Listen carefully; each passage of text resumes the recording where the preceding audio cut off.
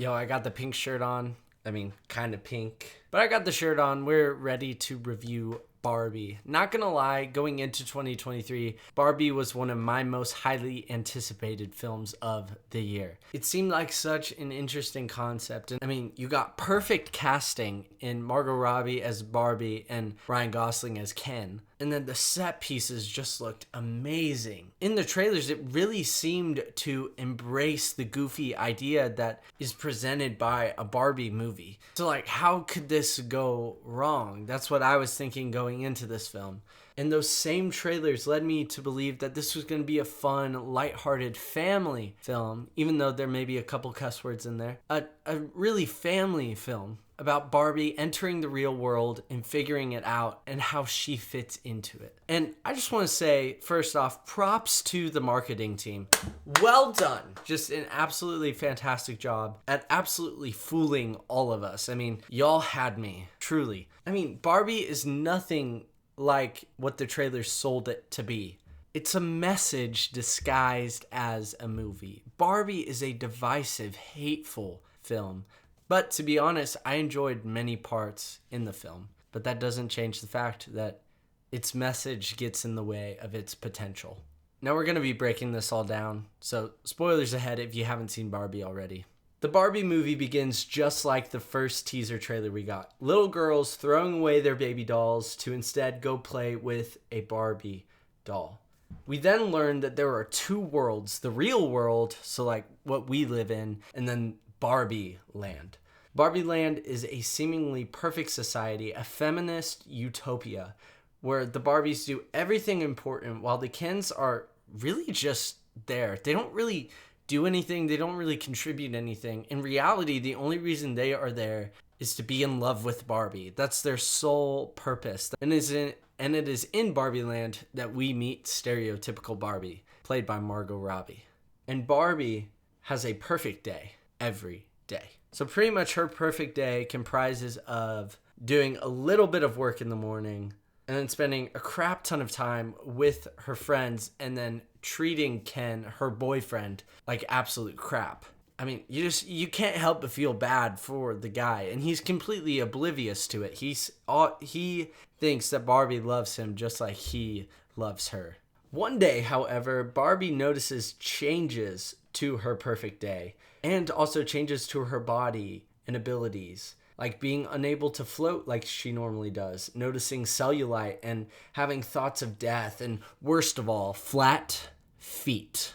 She is then advised by the other Barbies to go see Weird Barbie, a Barbie whose child played too roughly with it and is all sorts of messed up. Which leads to the question, why are there not more weird Barbies in Barbie Land? Have you seen how humans treat Barbies? So like, is it assumed that there's only one, that this is some rare instance? Anyway, can't think about this too much. I'm sorry. Anyway, Weird Barbie tells Barbie that she must go back to the real world and find the child playing with her and make things right so everything can go back to normal. I mean, this also brings up a couple questions, but what I learned in this movie is you shouldn't think about it too much. So Barbie heads off into the real world with Ken because he really has nothing better to do. He's just a massive simp for Barbie.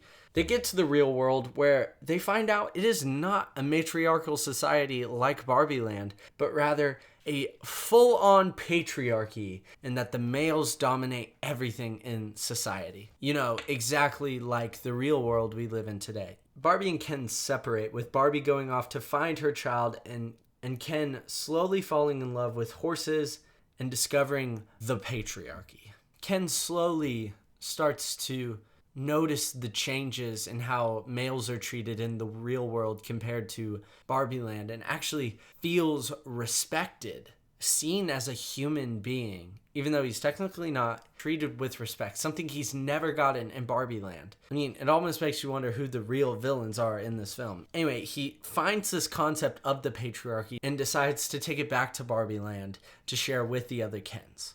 Meanwhile, we go back to Barbie, who has been captured by Mattel and taken to the corporate overlords who tried to convince her to get back into a box and take her back to Barbie Land. Because if Barbie is just roaming around in the real world, that could be catastrophic. Why?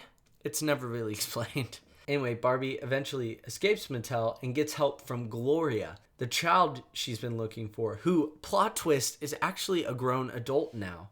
Together, Gloria, Barbie, and Gloria's daughter, I forget her name, escape Mattel and head back to Barbie Land. This brings up many questions. Like, one, why is she wanting to go back to Barbie Land? Nothing's been fixed. Second of all, why does she bring the two humans with her?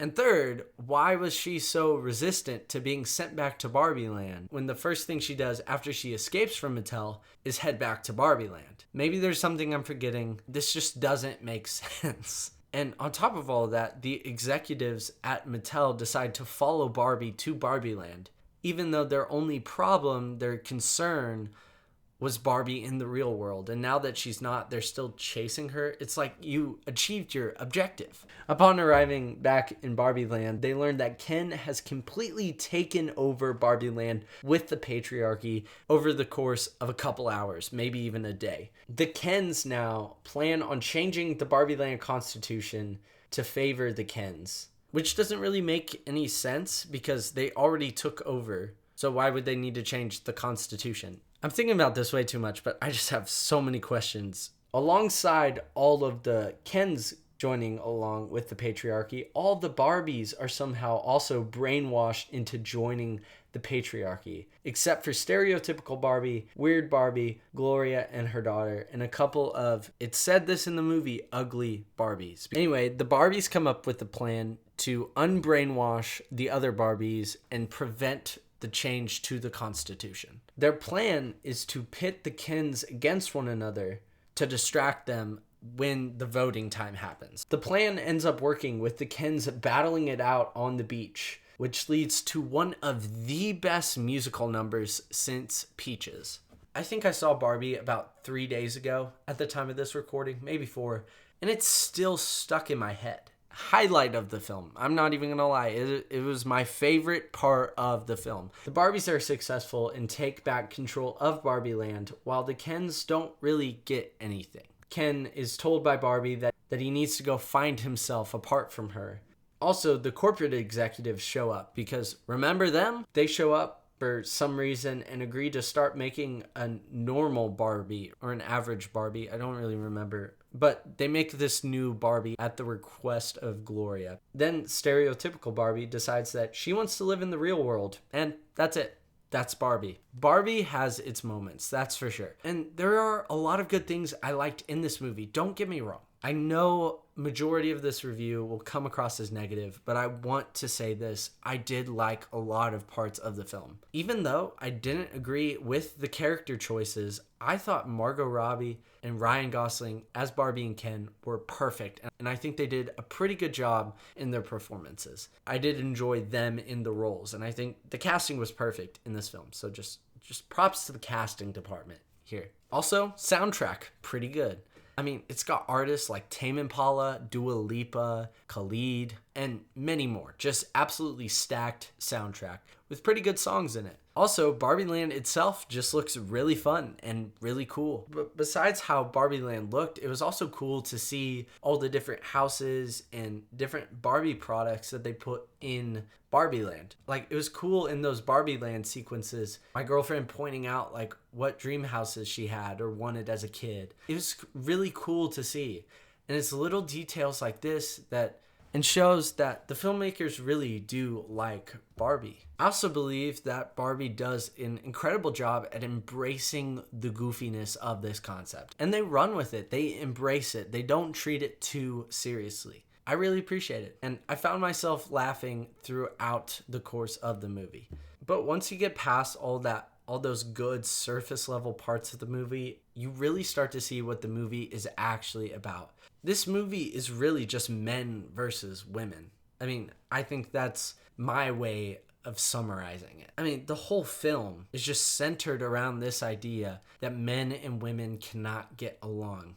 I mean, the end of the movie just emphasizes this because it leaves both sides still being separated, still being divided. No progress was made throughout the course of the film in either the real world or Barbie Land. The Barbies still rule Barbie Land, and the Kens are still just there. And I guess that's supposed to be a happy ending. But this film, there is a clear emphasis on women good, men bad. No male character in this movie is remotely likable. And they're all portrayed as sexist idiots. I mean, all these men are so stupid in this movie. And this really leads to there not really being any stakes to this film. When the men throughout the film are shown to be incompetent idiots, and then you set them up as the antagonists, and then the women throughout the film are shown as smart, perfect, powerful women, and you set them up as the heroes, there's never any doubt in the mind of the audience for who comes out on top. And look, I completely understand that men are not the target audience for Barbie, but it doesn't excuse the divide this film causes between men and women. There's no justification for that. I think back to the viewing experience of a young girl who is just shown by maybe a toy that she really admires that men are dumb, that men are stupid, that men suck.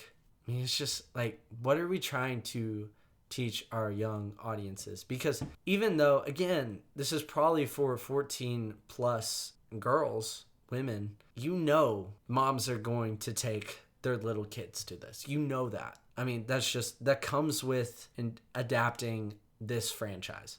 And I just wish there was more thought and more care put in to what we were expressing to these younger kids. And I think what upsets me the most about the Barbie movie is that it had a potential to be a film that actually unites, that actually promotes unity and shows that despite all their flaws, that both men and women are pretty cool and can work together, can coexist, can get along, can both have positions of power.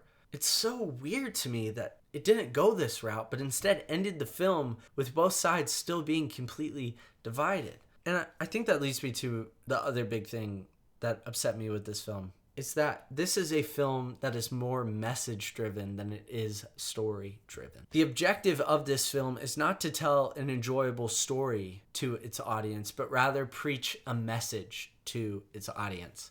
Look, it is perfectly fine if a movie wants to tell a message. And in fact, I think films should do this.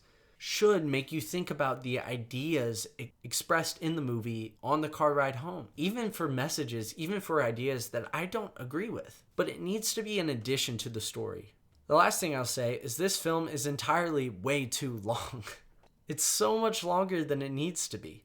Oppenheimer, a 3-hour long film, felt shorter than Barbie. And it's 3 hours and there's no action. It's one explosion and the rest is like politics. Also, I'll say this as well. Oppenheimer, a film that talks about communism, that is way more political, is somehow less political, less divisive than Barbie. Barbie, a movie about a toy, is more political, more divisive than a movie about the guy who made the atomic bomb. Let that sink in. Barbie is ultimately a disappointing film, and I really wanted to enjoy this, and I was so excited for it. And it's so sad to see what it turned out to be. Despite really good performances from Margot Robbie and Ryan Gosling, a solid soundtrack, and some pretty good set pieces, Barbie throws it all away for the sake of a message that isn't even that good. It's such a waste of a platform and an iconic franchise like Barbie.